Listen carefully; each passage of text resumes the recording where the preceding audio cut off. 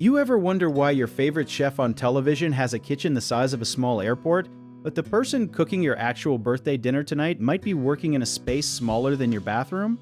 That is the real world of private chefs and caterers, and it is way more common than you think.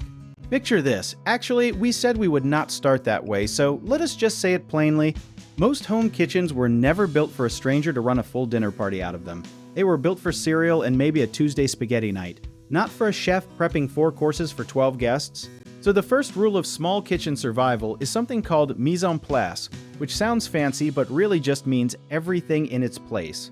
Chefs chop, measure, and organize every single ingredient before the heat even turns on, because there is no room for chaos when your counter space is basically a cutting board and a prayer.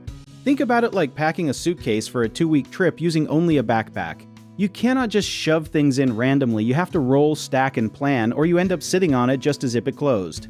A lot of private chefs actually bring their own tools into someone else's kitchen, kind of like a traveling magician who refuses to trust the house's deck of cards. Portable induction burners, extra cutting boards, and even foldable prep tables show up in car trunks more often than people realize. Here's a fun myth to bust: bigger kitchens do not automatically mean better cooking. Some of the most legendary food in history came out of tiny galley kitchens on ships, tiny apartment kitchens in 1923 Paris, and yes, tiny suburban kitchens today. Workflow order matters just as much as space, so smart chefs think in zones instead of square footage. One corner becomes the chopping zone, another becomes the cooking zone, and the sink area somehow always turns into the emotional support zone where dishes pile up and get judged silently. Timing becomes the real hero of small kitchen work because you cannot have 5 things happening on 4 burners without some serious sequencing.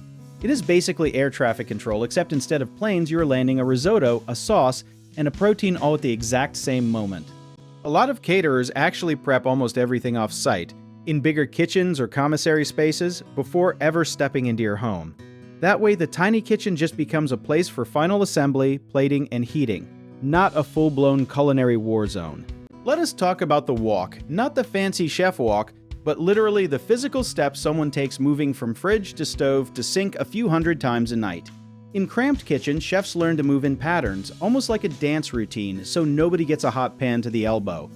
There is also a communication piece people forget about because when space is tight, words have to be quick and clear. That is where you get those short kitchen shoutouts like behind, corner, and hot pan, which sound dramatic but are really just tiny safety announcements.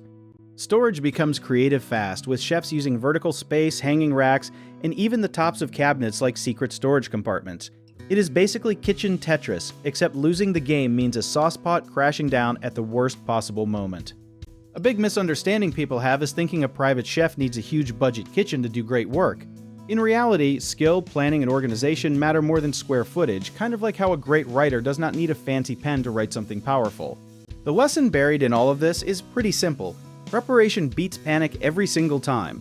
When you plan your steps, organize your space, and think ahead, even the smallest kitchen can produce food that feels like it came from somewhere 10 times its size.